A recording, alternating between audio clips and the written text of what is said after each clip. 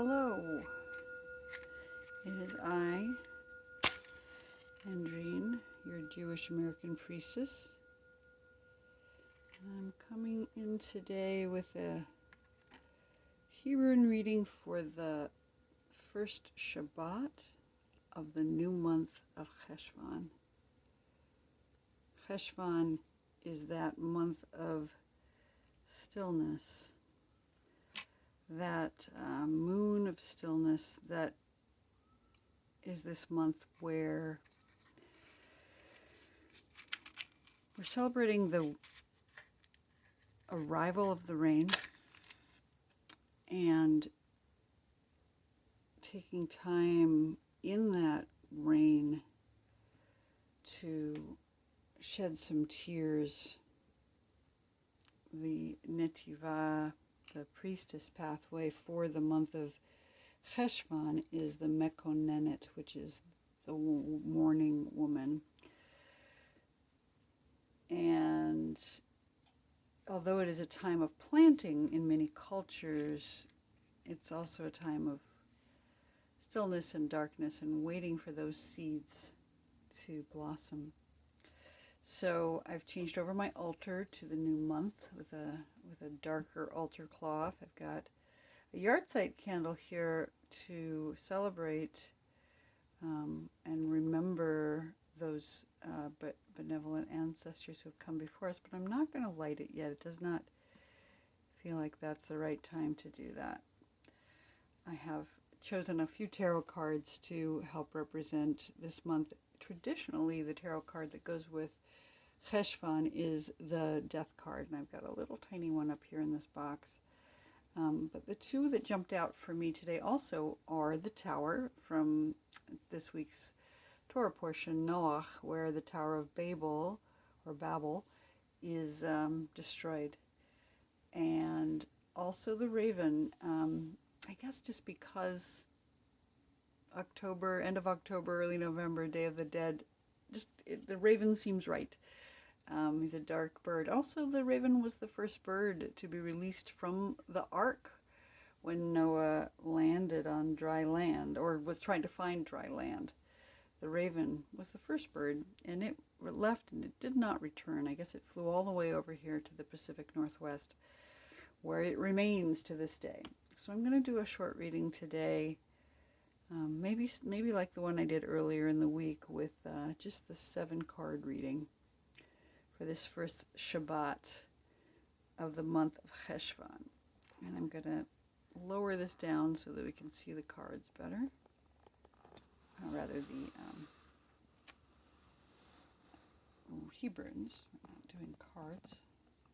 We've already got some cards, but let's pull out some Hebrunes today. So the first one that's coming out is what's coming down from above. And we'll start with this one. It is the letter Tet. And I'll hold each of these up as I speak about them. The second letter is going to be that which we know about our current situation.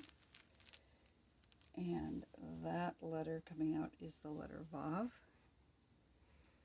So that one here. And we have the third letter will be the letter that is what is unseen about the situation. Something that's there, but we don't see it yet. And that is the letter Resh. Okay, we'll start with these three. So the top letter that's coming down from above is the letter Tet. And the letter Tet is the letter that is representative of a container. It is a vessel. Like a cup or a basket, maybe.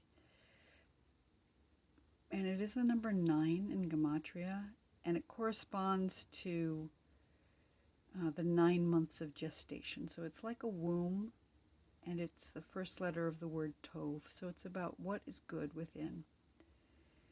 It hides goodness within it.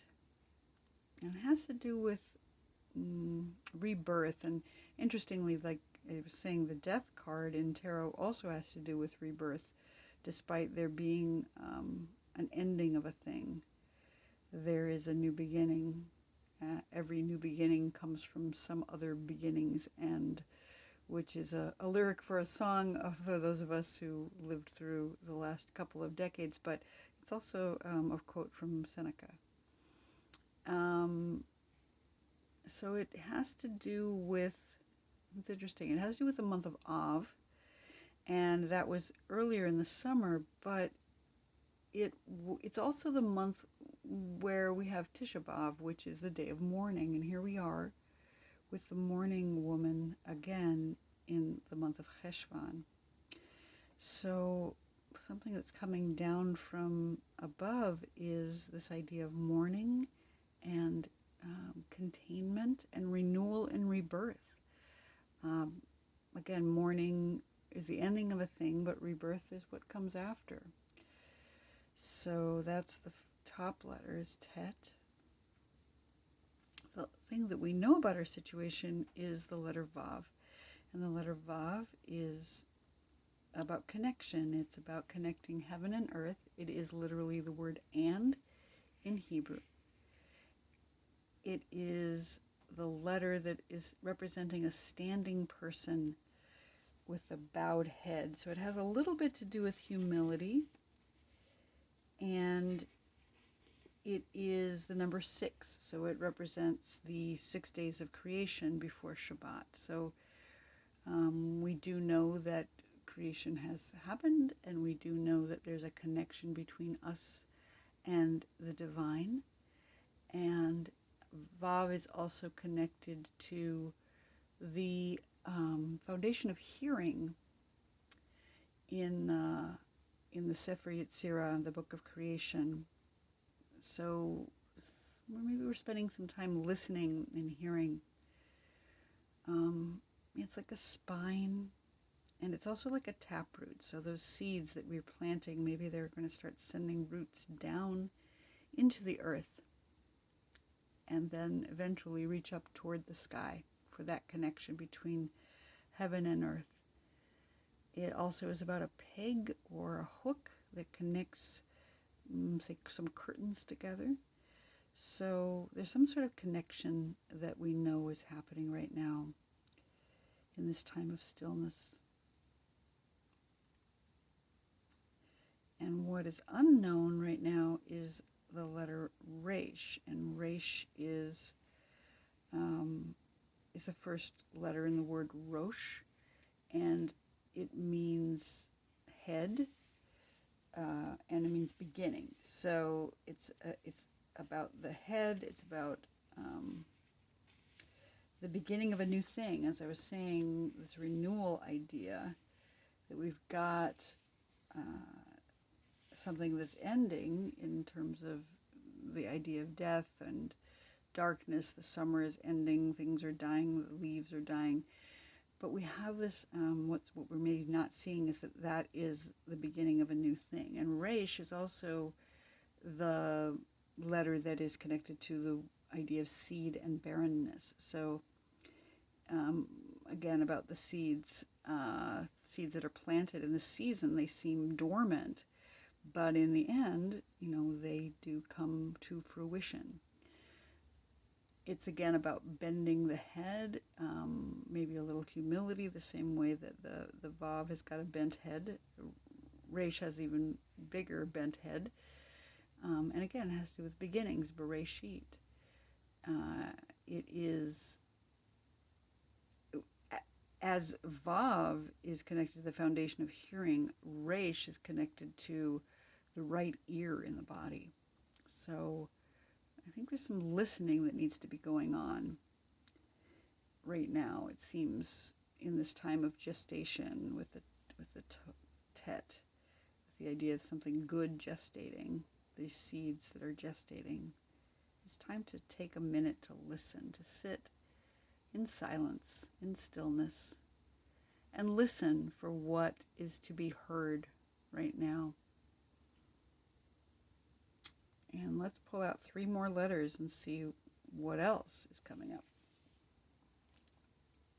So the next letter, the next position we're going to place is in the bottom center, and that is our root cause. We're talking about roots and seeds now, but the root cause of whatever our situation is right now, as we move into this first Shabbat of the month of Cheshvan, we have the letter Tzadi.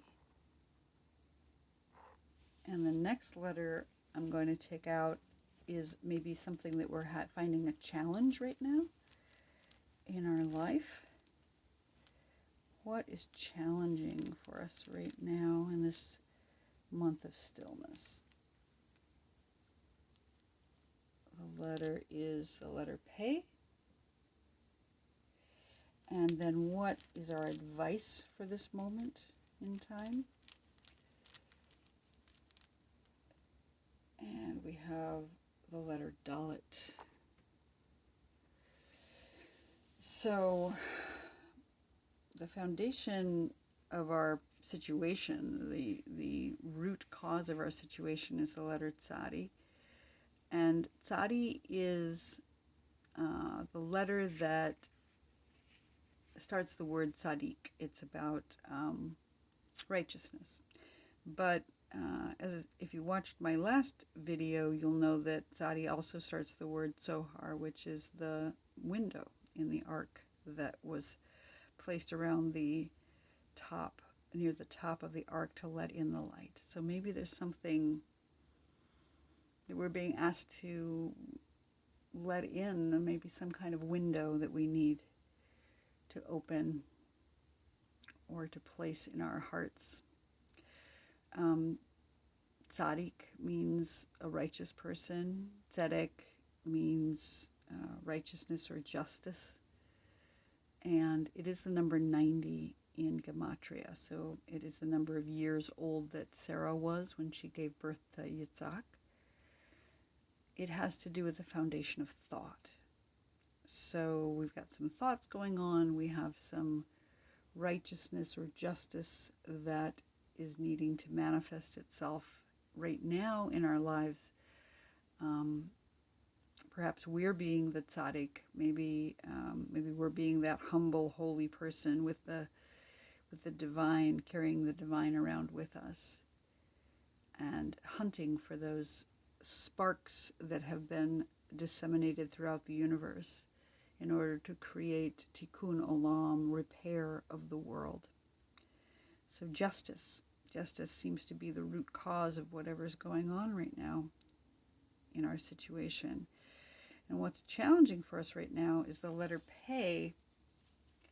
And the letter Pei is the letter that is the number 80.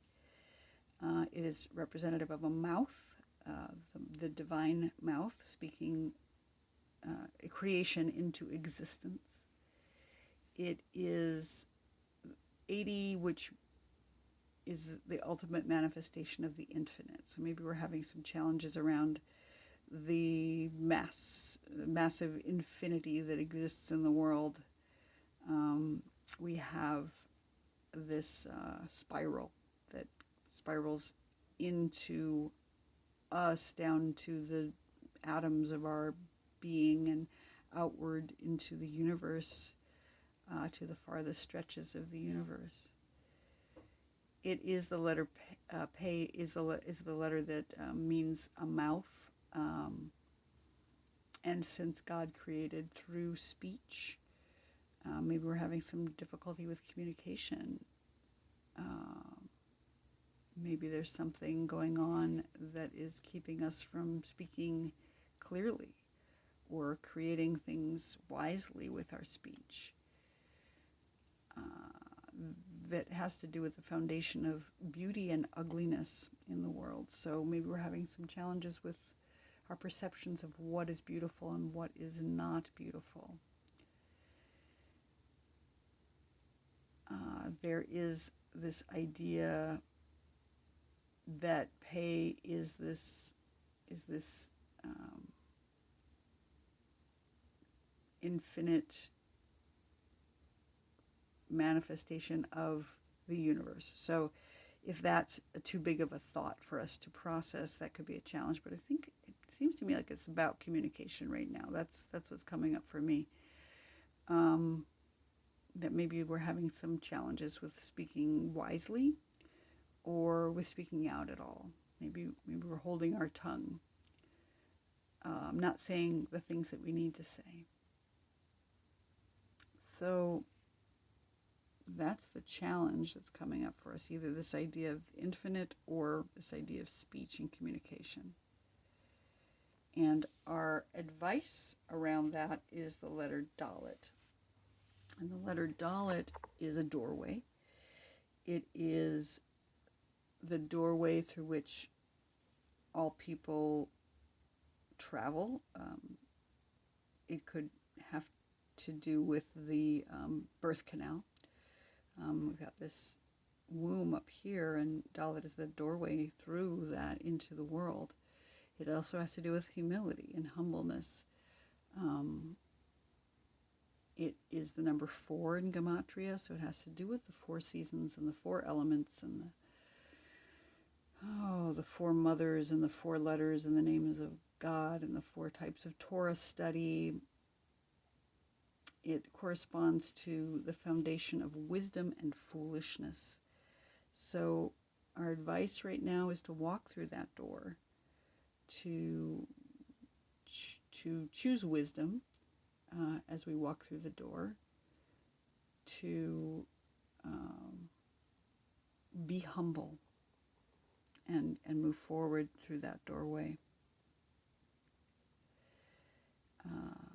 And I'm going to pull out one last letter for the center, sort of the outcome of our reading, or whatever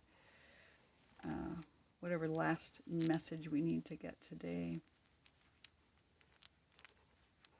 And that letter is the letter Zayin. And Zayin is a sword or a scepter, so it has to do with sovereignty. It is the number 7, so it has to do with completion, the completion of the week. It is representative of the 7 days of creation, including Shabbat. It is the 7th day, so it represents the Shabbat bride, who is coming to visit us as a royal guest every Friday night. It is like a vav that is crowned, so it's connection, but it's also crowned with glory, like a bride. And it has this, again, idea of sovereignty with the sword and the scepter.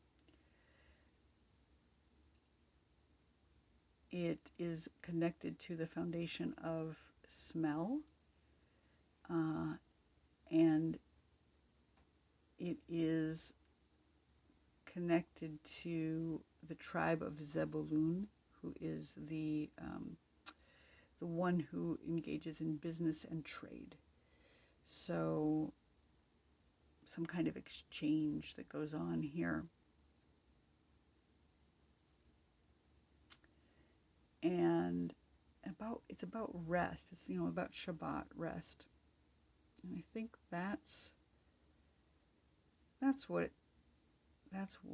the central issue is taking time to rest. Right now in this month of stillness, as we're gestating, and with the Tet, we're being asked to renew ourselves and to find what's good in this time of stillness and rain and darkness.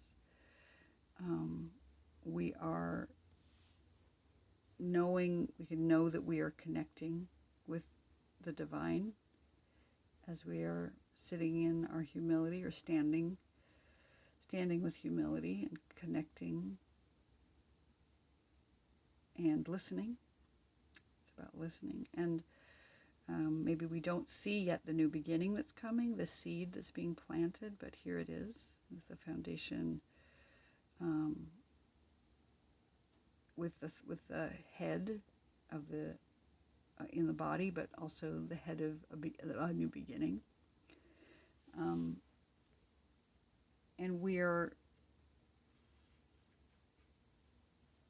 it's this foundation of the seed again, the seed and barrenness. So, and having to do with the right ear. So it's about listening again. So as we're gestating, take some time to listen. And as we're coming from a foundation of justice and humility and being the tzaddik, being the one who is searching for the lost sparks in the world.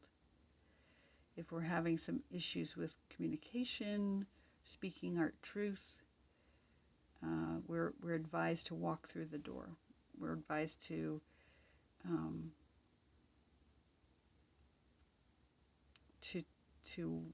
move forward through the doorway and into the next iteration, whatever it is, to choose wisdom over foolishness and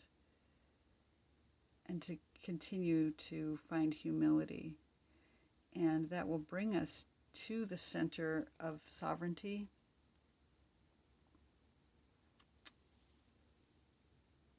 and rest as we come into Shabbat.